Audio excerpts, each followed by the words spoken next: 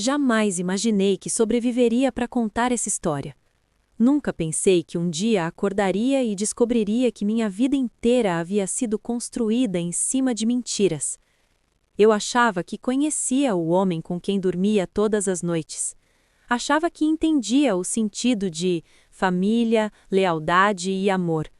Achava que dor e abandono eram coisas que eu tinha deixado no passado, mas nada, absolutamente nada, poderia ter me preparado para o que viria. Porque a maior traição da minha vida aconteceu exatamente quando eu mais precisava de amor. E o que eu vivi não destruiu apenas o meu casamento, destruiu a imagem que eu tinha de mim mesma. Essa é a história de como perdi tudo, renasci do fundo do poço e finalmente me libertei. E se você acha que já ouviu histórias de traição, prepare-se, essa é diferente. Meu nome é Helena Duarte, e por muitos anos eu carreguei uma culpa que nunca foi minha. Nasci em Serra Nova, uma cidade pequena e cheia de casas coladas umas nas outras, onde todo mundo parecia saber mais da minha família do que eu mesma. Minha mãe engravidou de mim muito jovem, num casamento que já não ia bem. Cresci acreditando que eu havia sido um acidente na vida deles, um erro, um peso. Até os meus 8 anos, eu era filha única e vivia grudada no meu pai, Otávio, como se ele fosse o único porto seguro que eu tinha. Eu era apaixonada por ele. Achava que nada no mundo poderia nos afastar. Mas quando meu irmão nasceu, tudo mudou. Meus pais tentaram salvar um casamento que já estava morto, e eu, ainda criança, senti que o lugar que eu ocupava na vida deles começou a desaparecer. A tensão dentro da nossa casa era tão forte que eu lembro do cheiro de silêncio, de mágoa, de não dito. E quando minha mãe engravidou novamente, mesmo estando separada de corpos do meu pai, a situação se tornou insustentável. Ela caiu numa depressão profunda e eu, com apenas 14 anos, virei responsável por tudo: consultas, remédios, casa, meus irmãos e o peso emocional que não cabia em mim. 3 meses após o nascimento da minha irmã, meu pai foi embora. Eu estava no portão quando vi ele colocar as malas no carro e ir embora sem olhar para trás. Aquela cena me perseguiu por anos. Passei 6 anos acreditando que ele tinha ido embora por minha causa, que eu era a filha não planejada, a pedra no caminho dele, que minha existência atrapalhava. E durante esses 6 anos, carreguei o fardo de uma adulta em um corpo de adolescente. Trabalhei cedo, cuidei da casa, cuidei da minha mãe, cuidei dos meus irmãos, aguentei fome, noites sem luz, banho de caneco e a humilhação de depender da boa vontade de vizinhos e da igreja para comer. Mas o que doía mais não era a pobreza, era o abandono. Era a sensação constante de que eu não merecia ser escolhida. Anos depois, quando finalmente perdoei meu pai, descobri que o fim do casamento deles não tinha nada a ver comigo. Nunca foi culpa minha. Mas o estrago já estava feito. O abandono doeu tanto que, sem perceber, eu cresci acreditando que precisaria lutar dobrado para ser amada. Acreditando que, se eu me esforçasse o suficiente, ninguém mais iria me deixar. Eu não fazia ideia de que essa crença seria a chave que abriria as portas para o relacionamento mais destrutivo da minha vida. Um relacionamento que quase tirou tudo de mim, até minha própria vida. Quando penso na primeira vez que me apaixonei de verdade, percebo que aquele sentimento tinha muito pouco a ver com o amor e muito a ver com carência. Eu tinha 15 anos quando conheci Caio Ferraz, um rapaz da igreja do bairro Vila Horizonte. Ele era apenas alguns anos mais velho, mas tinha um ar de maturidade que me encantou imediatamente. Eu vivia exausta emocionalmente, tentando ser adulta antes da hora, e Caio parecia oferecer um tipo de colo emocional que eu nunca tinha recebido. Eu me joguei naquele namoro como quem encontra uma boia no naufrágio. Ele me tratava com atenção, me elogiava e parecia enxergar algo em mim que eu mesma não via. Era como se, pela primeira vez, eu tivesse valor. O problema é que quando se cresce acreditando que precisa ser perfeita para não ser abandonada, qualquer sinal de afeto vira dependência. 2 meses depois veio a primeira fissura. Descobri que Caio tinha uma filha, algo que ele havia escondido de mim com habilidade assustadora. Não foi apenas o segredo, foi a forma como ele parecia ensaiado. As explicações não tinham profundidade, mas eu aceitei. Aceitei porque acreditava que qualquer relacionamento era melhor do que nenhum. Por dentro, eu morria de medo de reviver o abandono do meu pai. Ainda assim, algo começou a quebrar.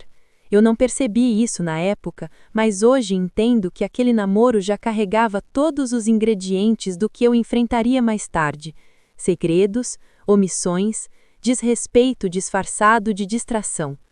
Eu, como sempre, perdoei. Acreditei na versão mais confortável, não na verdadeira. Acreditei porque a verdade sempre dói mais do que a mentira bem contada. Mas o golpe final veio rápido. Depois de 3 meses, Caio terminou comigo de um jeito frio, quase impessoal. Eu mal tive tempo de processar. No dia seguinte, descobri que ele já estava noivo de outra garota da igreja. Como se eu nunca tivesse existido, como se tivesse apenas preenchido um intervalo entre uma decisão e outra. No dia seguinte ao término, acordei com catapora. Meu corpo gritava aquilo que minha mente não tinha coragem de assumir. Eu estava destruída. E Caio achou que eu tinha sumido por desespero, quando na verdade eu estava apenas doente. Mas descobri que aquela suposta coincidência era só mais um capítulo da farsa. Ele já tinha outra família, outra mulher, outra vida, e eu, mais uma vez, fui a última a saber. Por mais que pareça um drama adolescente, aquela experiência deixou marcas profundas. Foi ali que aprendi, sem perceber, a normalizar a dor, a romantizar o esforço unilateral, a acreditar que eu precisava aceitar qualquer migalha para merecer amor. E pior de tudo, internalizei que perder alguém era sempre culpa minha. Mal sabia eu que Caio não era um erro isolado. Ele era apenas o ensaio do que estava por vir, um aquecimento cruel para a maior decepção da minha vida. Naquele momento, eu ainda acreditava que a vida compensaria meus esforços, que a fé seria suficiente para me proteger, que Deus jamais permitiria que eu enfrentasse algo semelhante de novo. Eu estava completamente enganada. Vivendo sob a ilusão de que o próximo amor seria diferente, eu seguia em frente. Estudos, trabalho, igreja, sonhos, tudo parecia entrar nos trilhos, até que, anos depois, conheci aquele que eu acreditava ser o homem da minha vida. Mas o que eu não sabia é que eu estava caminhando diretamente para o relacionamento que me quebraria de um jeito que nenhum adolescente magoado poderia sequer imaginar. Eu conheci André Calderon no momento em que minha vida parecia finalmente entrar nos trilhos. Eu tinha 19 anos e começava a acreditar que as feridas da infância estavam enfim ficando para trás. Eu estudava, trabalhava como recepcionista e ainda ajudava minha família em tudo que podia. Não era fácil, mas era um ritmo que me dava orgulho. Eu começava a sentir que tinha algum controle sobre minha vida. E foi justamente nessa sensação de controle que o destino decidiu brincar comigo. A primeira vez que vi André foi numa reunião de célula que acontecia na garagem da casa da minha mãe. Ele tinha 17 anos, era alto, desajeitado e carregava um sorriso tão espontâneo que parecia iluminar qualquer ambiente. Ele não era o tipo de rapaz que chamava a atenção pela beleza, mas pelo jeito. Havia algo genuíno, leve e confortável nele. Algo que eu nunca tinha sentido antes. A gente conversou pouco naquela primeira noite, mas o suficiente para eu perceber que ele seria alguém importante. Não sei explicar. Às vezes a vida dá sinais discretos antes de nos destruir ou nos transformar, e naquele caso, ela fez as duas coisas. Com o tempo, nossa amizade cresceu de forma tão natural que parecia impossível que um dia pudesse se tornar algo doloroso.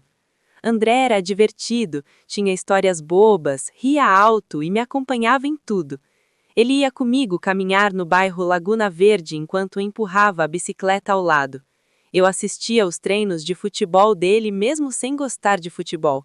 E conversávamos sobre tudo: sonhos, futuro, medos, fé. A verdade é que eu gostava dele antes mesmo de admitir isso para mim mesma. Passei meses tentando negar. Tinha medo de perder a amizade. Medo de estragar nosso vínculo. Medo de, mais uma vez, ser abandonada. Medo principalmente de gostar de alguém que pudesse me decepcionar como meu pai ou como Caio. Mas quanto mais eu evitava, mais óbvio ficava. Eu estava apaixonada. O tempo inteiro. Desde o começo. O problema é que eu nunca soube amar com moderação. Envolvia meu coração inteiro, como se amar fosse uma forma de provar que eu merecia ficar.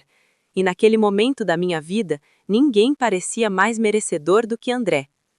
8 meses depois de amizade intensa, eu decidi orar por respostas. Era a forma que eu encontrava de não tomar decisões baseada apenas na minha carência. Fiz aquelas orações típicas de adolescente cristã, quase supersticiosas, pedindo sinais. E quando André apareceu no treino com acessórios amarelos, uma cor que ele odiava, eu senti o mundo girar. Era como se Deus estivesse confirmando o que meu coração já sabia. Mas o destino tem um jeito cruel de misturar amor e aprendizado. Depois de conversarmos sobre nossos sentimentos, finalmente começamos a namorar. E aquele início foi exatamente como eu sempre sonhei. Leve, saudável, respeitoso, cheio de parceria. A mãe e a irmã dele demonstravam um certo ciúme, mas eu interpretava como cuidado. Não via maldade, só protecionismo familiar. E tudo isso reforçava a ideia de que pela primeira vez eu tinha encontrado alguém verdadeiramente bom. Durante anos a gente cresceu juntos. Eu entrava na faculdade, ele começava a trabalhar, nós participávamos da igreja e fazíamos planos. Muito antes de casar, já parecia que éramos uma unidade. Eu achei que a vida finalmente tinha me recompensado. Achei que Deus tinha me dado aquilo que eu tanto pedi: estabilidade, carinho, parceria. E foi nesse conforto que eu cometi o maior erro de todos. Coloquei André no pedestal que meu pai tinha deixado vazio. Transformei-o no meu porto seguro. E quando você transforma alguém no seu porto seguro, você não vê os sinais, nem os pequenos, nem os grandes. E eles já estavam ali, o tempo inteiro. Com um namoro estabelecido, Elisa Duarte acreditava finalmente ter encontrado um porto seguro.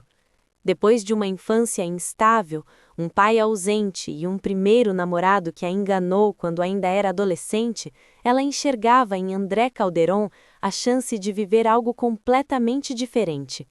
O relacionamento deles parecia ser o sonho que ela jamais imaginou merecer. Eram parceiros na fé, na rotina, na juventude. Cresciam lado a lado, compartilhavam projetos, dividiam dificuldades e celebravam pequenas vitórias com entusiasmo quase infantil. Com o tempo, a vida deles foi tomando forma. Elisa cursava a faculdade, trabalhava como recepcionista e complementava a renda vendendo bolos no portão da universidade.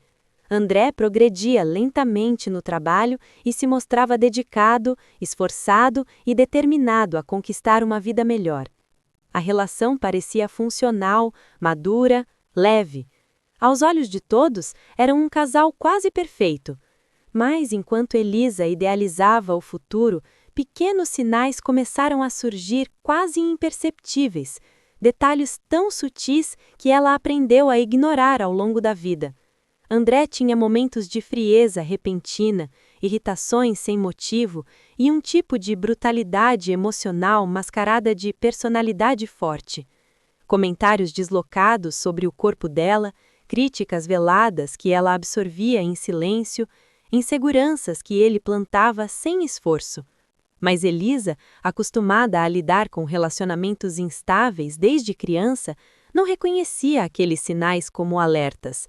Ela interpretava tudo como normalidade, como o estresse, como fases. Afinal, nenhum amor era perfeito, e ela cresceu acreditando que precisava aceitar um certo nível de dor para continuar sendo amada. O tempo foi passando e o namoro se transformou em noivado. Para Elisa era um passo natural. Para André, entretanto, o noivado parecia causar algo que ela não conseguia decifrar. Ele demonstrava desconforto, evitava alguns assuntos e a família dele não compareceu ao dia do anúncio, algo que deveria ter acendido um alerta, mas que ela justificou mentalmente de dezenas de formas diferentes. Era muito mais fácil encontrar desculpas do que enfrentar a possibilidade de que algo estivesse errado. Mesmo com os sinais, Elisa se mantinha firme. O casamento era seu grande sonho, não por romantismo, mas porque representava a estabilidade, algo que ela nunca teve na infância. Quando compraram o apartamento na planta, ela sentiu que estava finalmente construindo algo sólido. O imóvel foi registrado apenas no nome dele por questões de financiamento, mas Elisa não se preocupou, confiava cegamente. E confiou tanto que nem percebeu que naquele momento estava entregando sua vida inteira nas mãos de alguém que não estava emocionalmente comprometido com ela da mesma forma. Os anos seguintes foram marcados por conquistas, planos e fé. O relacionamento parecia estável demais para levantar suspeitas, mas por trás dessa aparente estabilidade, André carregava sombras que Elisa não conseguia enxergar. A felicidade que ela acreditava ter encontrado não era concreta, era apenas uma ilusão cuidadosamente construída. Uma ilusão que, em breve, iria ruir de forma brutal. Porque enquanto Elisa fazia planos de flores no casamento, filhos com nomes escolhidos e uma vida inteira de parceria, André já dava os primeiros passos rumo à traição que destruiria tudo que ela acreditava, inclusive a si mesma. Com o noivado estabelecido e o apartamento comprado na planta, Elisa Duarte acreditava profundamente que sua vida estava se alinhando ao destino que sempre sonhou. Depois de anos de luta, escassez e responsabilidade precoce, ela se sentia finalmente segura. O apartamento no bairro fictício de Mirador Sul era simples, mas representava tudo o que ela nunca teve: estabilidade, futuro, pertencimento. Enquanto as parcelas eram pagas mês a mês, Elisa imaginava cada detalhe do lar que construiria ao lado de André Calderon. A entrega do imóvel, porém, atrasou por causa da pandemia. O casamento religioso, tão idealizado por ela, precisou ser adiado inúmeras vezes, até simplesmente deixar de existir como possibilidade. No entanto, Elisa não se permitiu frustrar. Ela acreditava que felicidade verdadeira não dependia de cerimônia, flores, vestido ou fotos na igreja. Para ela, o amor era o suficiente, e esse amor era tão grande que encobria qualquer sinal de alerta. Quando finalmente se mudaram para o apartamento, mesmo sem móveis completos, Elisa se emocionou ao perceber que pela primeira vez na vida a chuva não entrava pelo teto. A lembrança da casa de sua infância, úmida, mofada e frágil, tornou aquele momento simbólico. Aquela sala com 2 colchões solteiros no chão parecia o lugar mais seguro do mundo. Enquanto Elisa vivia esse encantamento simples, André parecia estar em outra frequência. No trabalho, ele recebia propostas, elogios e incentivos para assumir cargos maiores em cidades vizinhas. Cada avanço dele era celebrado por Elisa como uma vitória dela também. Ela sempre o incentivou a crescer, acreditar mais em si, estudar, buscar oportunidades. Para ela, um relacionamento verdadeiro era construído assim, com 2 pessoas subindo juntas.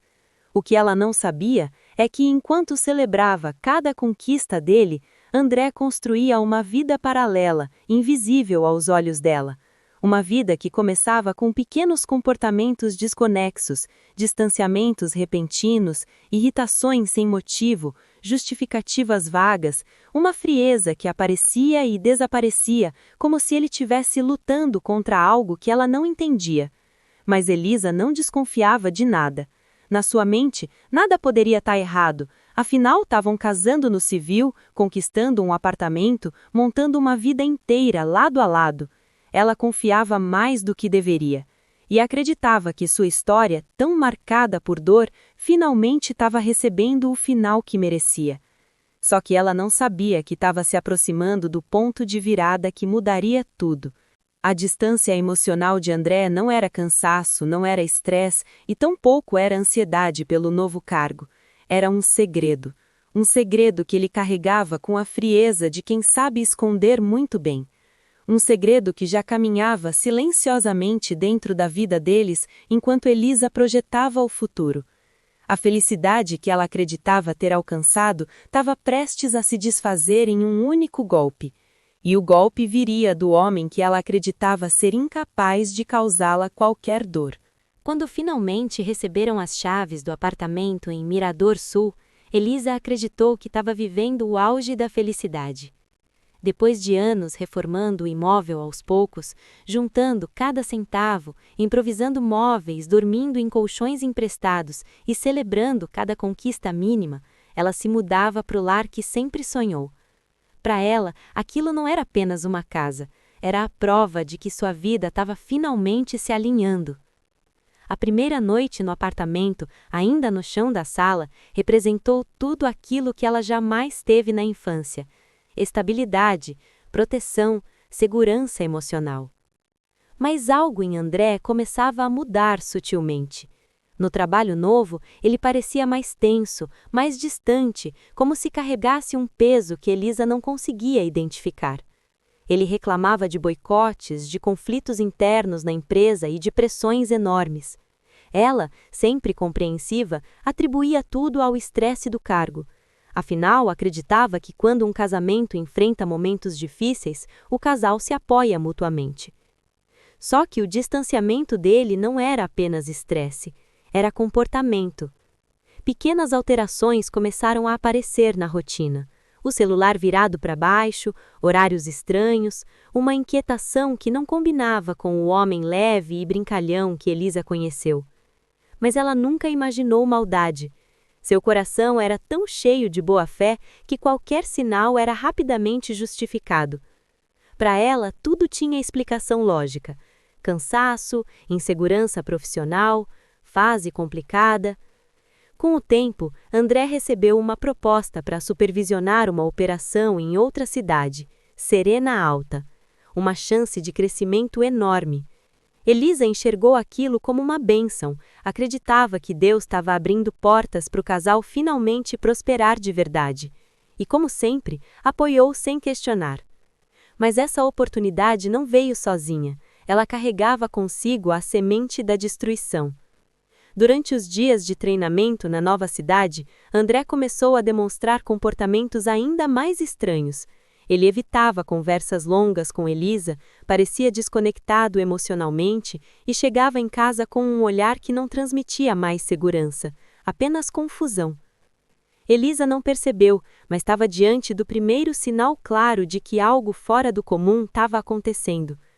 Seu corpo já reagia, um aperto no peito que ela não conseguia explicar, uma inquietação profunda, quase instintiva, como se sua mente soubesse de algo que seu coração não queria enxergar.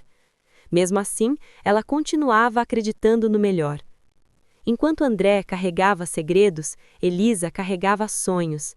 Sonhos de construir uma família, criar filhos, celebrar natais juntos, montar tradições que ela nunca teve. Ela planejava o futuro com detalhes. Ele, em silêncio, já caminhava para longe.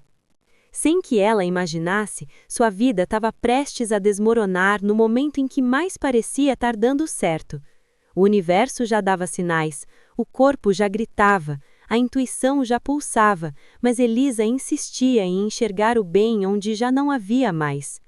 E esse otimismo, que sempre foi sua força, se tornaria sua maior fraqueza. A mudança de comportamento de André Calderon ficou ainda mais evidente quando ele começou a trabalhar na filial de Serena Alta. Elisa observava tudo em silêncio, tentando convencer a si mesma de que estava exagerando. Afinal, acreditava estar diante do homem mais correto que já conhecera. Mas a verdade se mostrava aos poucos, e o corpo dela percebeu antes da mente. A primeira manifestação veio como um incômodo físico. Elisa começou a sentir dores estranhas, desconfortos pélvicos e uma sensação de que algo grave estava acontecendo dentro dela. No início, acreditou que fosse apenas estresse causado pelo excesso de trabalho e pelas mudanças recentes na rotina. Mas a dor persistiu, tornando um incômodo que consumia. Ainda assim, alimentava a esperança. Quando o médico lhe deu o diagnóstico de infecção pélvica grave, Elisa sentiu o chão se abrir. A médica explicou o quadro com seriedade clínica, mas ela só conseguia pensar em uma possibilidade. Algo havia entrado na sua vida vindo de fora. Algo que não era dela. Algo que só poderia ter chegado por uma traição. Naquela consulta, Elisa percebeu, mas não aceitou.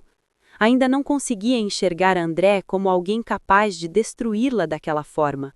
Não depois de tudo que passaram, tudo que planejaram, toda a história que construíram desde a adolescência. Mas o corpo não mente. Mesmo assim, ela voltou para casa e continuou tentando justificar o injustificável. O amor revela, mas a dependência emocional cega. E Elisa estava completamente agarrada à ideia de que André era seu porto seguro, sua salvação, sua família. Ela cresceu acreditando que se ela se esforçasse o suficiente, tudo ficaria bem. E aquela crença agora a mantinha presa dentro de um ciclo perigoso de esperança e negação.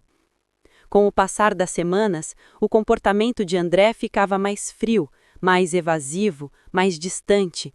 Ele dizia estar cansado, sobrecarregado, confuso, mas Elisa finalmente percebeu que havia uma rachadura na vida que construíram juntos. Algo estava fora do lugar, e ela sentia isso com a precisão de quem já foi abandonada antes. O que ela não imaginava é que seu corpo estava tentando avisar sobre algo muito maior, algo que não tinha apenas destruído sua saúde, algo que já estava corroendo sua vida sem que ela percebesse. A verdade estava vindo, e viria de uma forma tão brutal que ela jamais esqueceria. Depois de semanas ignorando os sinais que meu próprio corpo gritava, finalmente entendi que algo estava muito errado.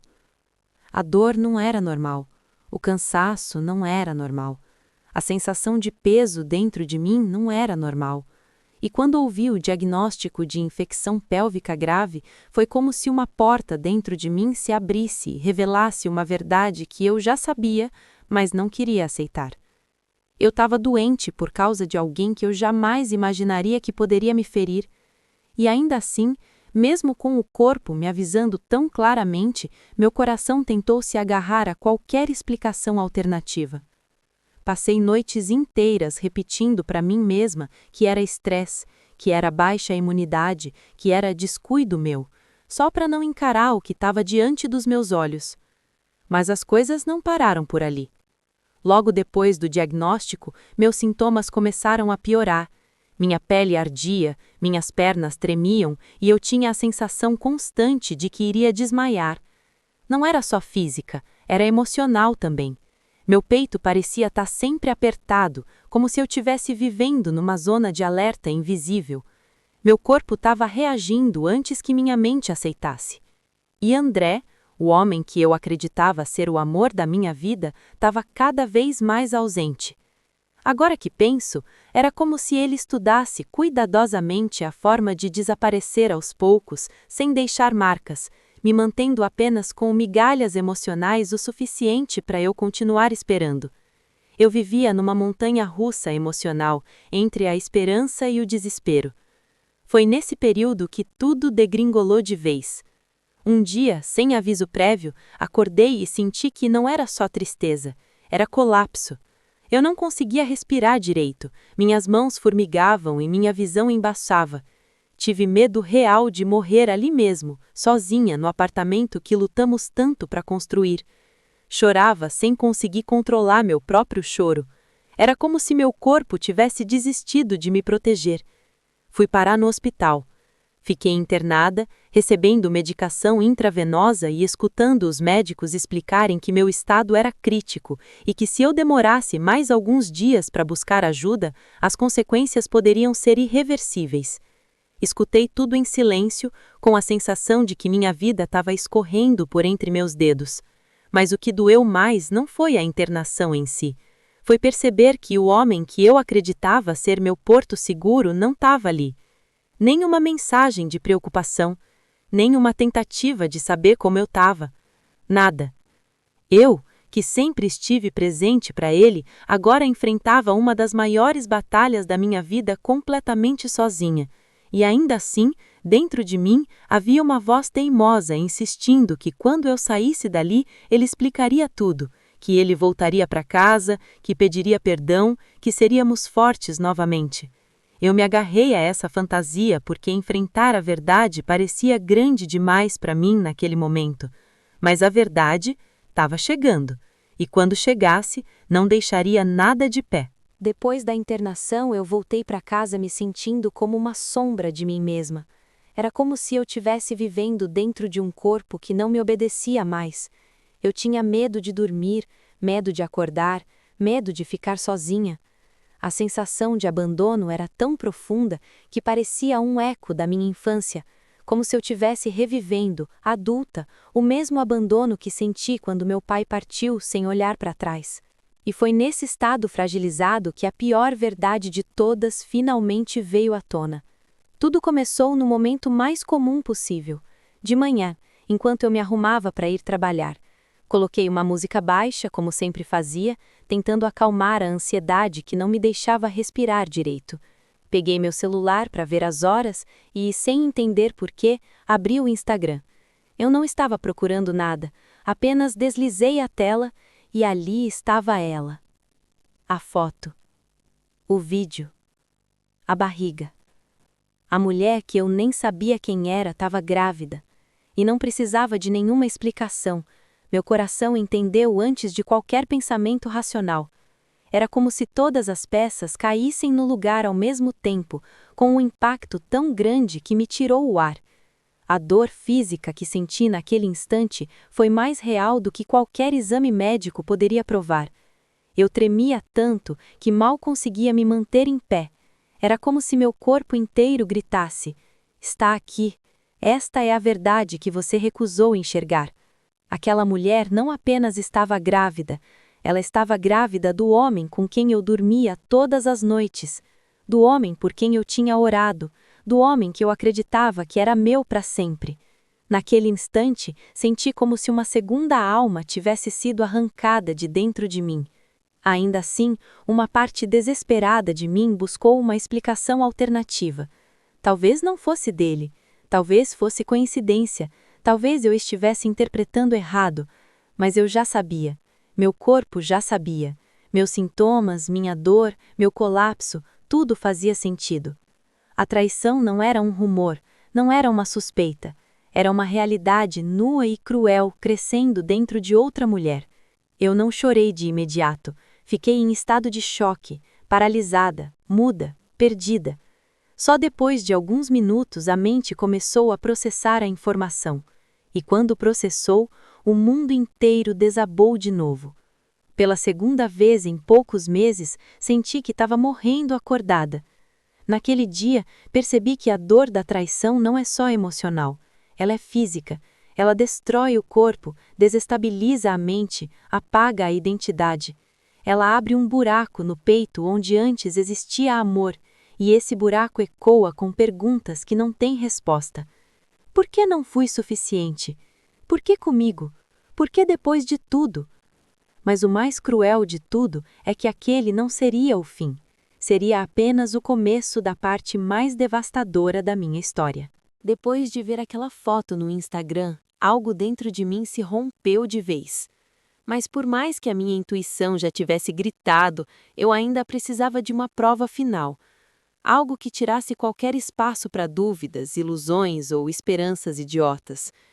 E essa prova chegou mais rápido do que eu imaginava, e da forma mais cruel possível. Eu ainda estava zonza, tentando entender como respirar quando meu telefone vibrou de novo. Era como se o universo tivesse decidido que, naquele dia, eu não teria descanso emocional. Eu mal conseguia pensar direito. Só lembro de pegar o celular com as mãos trêmulas, como se estivesse segurando uma bomba prestes a explodir. E explodiu mesmo. Em poucos segundos, eu confirmei a verdade que eu tanto evitava. Aquela mulher não estava grávida de um desconhecido. Estava grávida do homem com quem dividia minha vida, minhas orações, meu futuro, meus sonhos. O homem que prometeu ser meu porto seguro enquanto me empurrava para o fundo do poço. A certeza caiu sobre mim como uma avalanche. Eu não tremi, eu desabei. De repente, tudo fez sentido. A frieza, a distância, os sumiços, as desculpas mal contadas, as viagens para resolver problemas da empresa, os treinos de sábado até tarde, a mudança de comportamento, o olhar perdido. Cada peça desse quebra-cabeça doloroso se encaixou num estalo.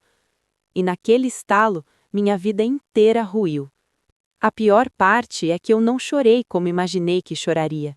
A verdade não me fez gritar, ela me silenciou.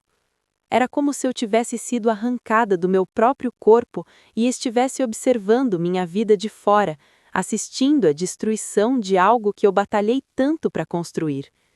Eu me sentei no chão do meu quarto, incapaz de sentir minhas pernas.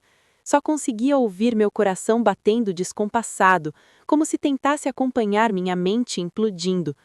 E pela primeira vez desde a internação, eu entendi o vazio, o verdadeiro vazio. Aquele que não é tristeza, é ausência, é a sensação de não existir mais dentro de si mesma. E ainda assim, mesmo com toda essa dor, eu tentei negar, tentei justificar, tentei racionalizar, tentei me agarrar a qualquer lasca de esperança, mas não havia mais nada para segurar. A traição não tinha sido uma única vez, não tinha sido um erro, não tinha sido um momento de fraqueza. Era uma vida paralela, uma vida construída enquanto eu reconstruía a minha. E saber disso doeu mais do que qualquer internação, qualquer diagnóstico, qualquer abandono da minha infância. Porque essa não era apenas uma perda, era uma destruição completa do que eu acreditava ser amor. Naquele momento, percebi que estava diante do maior luto da minha vida, o luto de algo que ainda estava vivo. Depois de descobrir a gravidez da outra mulher, eu entrei em um estado de torpor. Era como se minha mente ficasse presa entre o choque e a negação, incapaz de reagir. Eu me movimentava pela casa como se flutuasse, sem sentir as pernas, sem entender o que estava fazendo. Era como se eu estivesse vivendo uma repetição macabra da minha infância.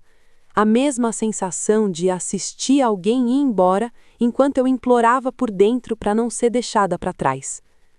E foi exatamente isso que aconteceu.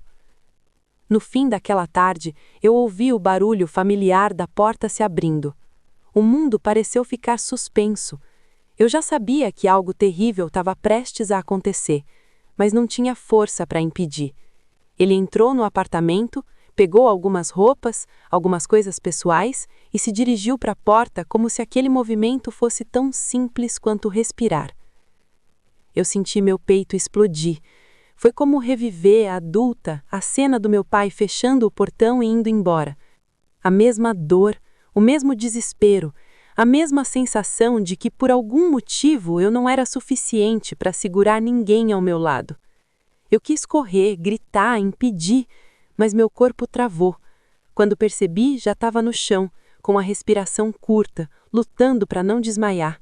Era como se eu estivesse assistindo minha própria vida ser levada embora pelas mãos de alguém que eu amava mais do que a mim mesma. Depois que ele saiu, tudo virou silêncio. Um silêncio tão profundo que parecia gritar. Eu não conseguia respirar direito, não conseguia ficar de pé, não conseguia parar de tremer. Era como se cada célula do meu corpo tivesse entrado em colapso. Eu estava sozinha dentro do apartamento que construímos juntos. O apartamento que eu acreditava ser o início da nossa família agora parecia um túmulo emocional. As horas seguintes foram um borrão. Eu lembro de andar pela casa sem rumo, tocando objetos que antes me traziam conforto e agora pareciam estranhos. Lembro de me sentar no sofá e sentir o cheiro dele no estofado, o que me fez desabar novamente. Lembro de tentar comer e meu corpo rejeitar qualquer alimento. Lembro de olhar para o espelho e não reconhecer a mulher que me encarava. Eu estava acabada. E ainda assim, uma parte desesperada de mim acreditava que ele voltaria.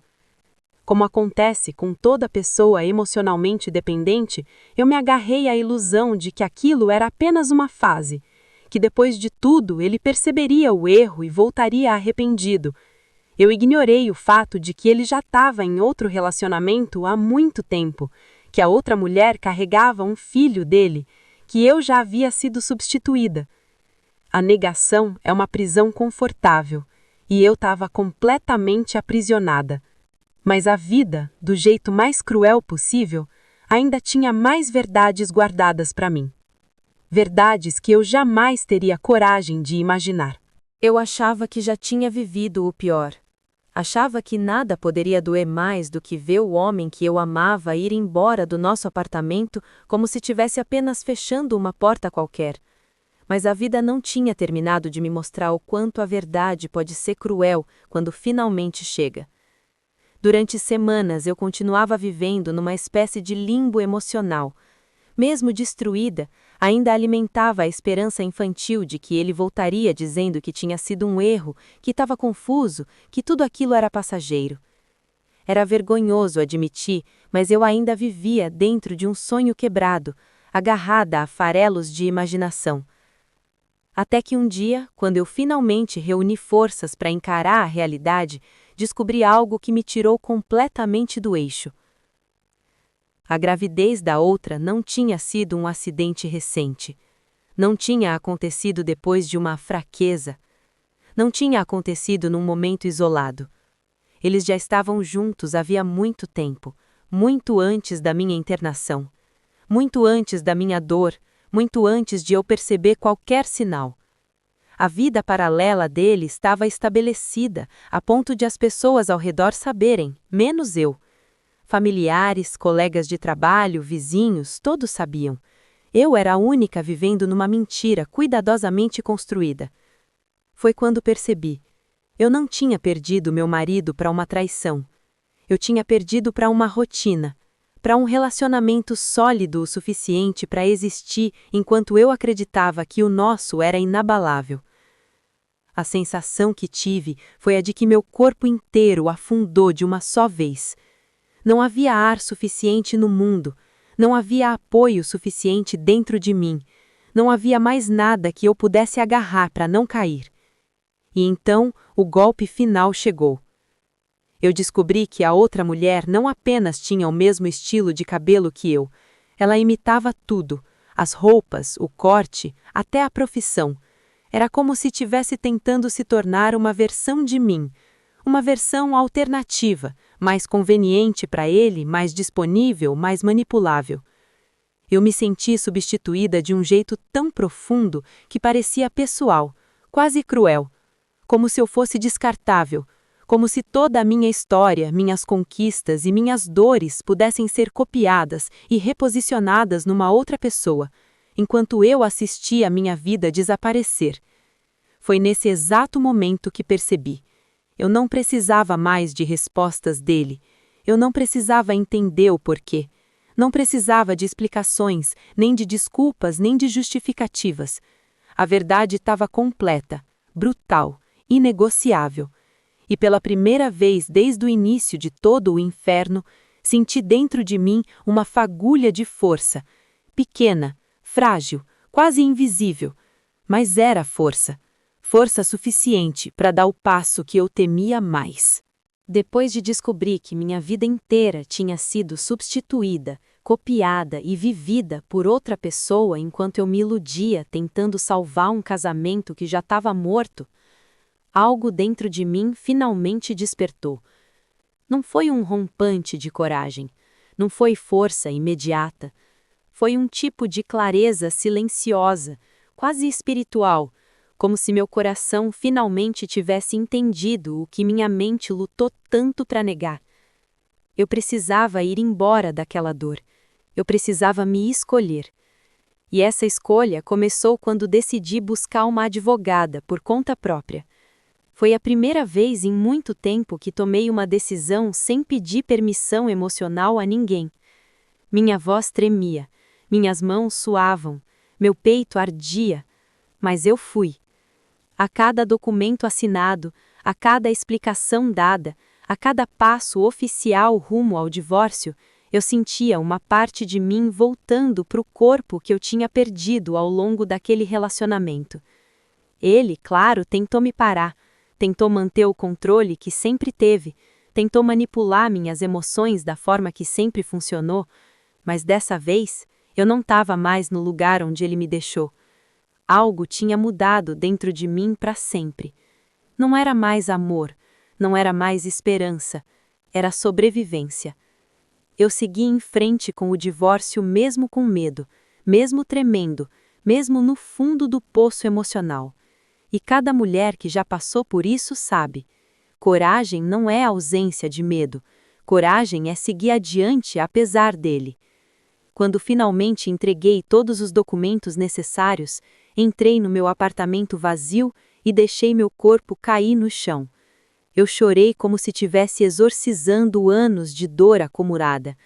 Senti minha respiração rasgar a garganta como se eu tivesse aprendendo a respirar de novo. Mas pela primeira vez em meses, aquele choro não era pedido de socorro, era libertação. Aos poucos percebi que nada do que ele fez definia meu valor. A traição não definia quem eu era. A rejeição não definia se eu merecia amor. A dor não definia meu futuro. Eu passei anos acreditando que precisava ser perfeita para não ser abandonada. Mas a verdade é que pessoas emocionais insei forças em lugares que eu nem sabia que existiam dentro de mim. Hoje eu estou reconstruindo a minha vida. Hoje eu estou me curando. Hoje eu estou entendendo que recomeçar não é fracasso, é renascimento. Eu olho para o passado com dor, sim, mas também com gratidão, porque se ele não tivesse ido embora, eu jamais teria me encontrado.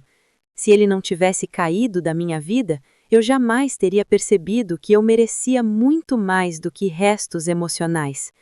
E agora, finalmente, eu posso dizer com paz no coração: eu sobrevivi, eu renasci, e eu nunca mais vou implorar para ser amada, porque amor de verdade não chega para destruir. Amor de verdade constrói, e a partir de agora, eu me comprometo a construir a mim mesma.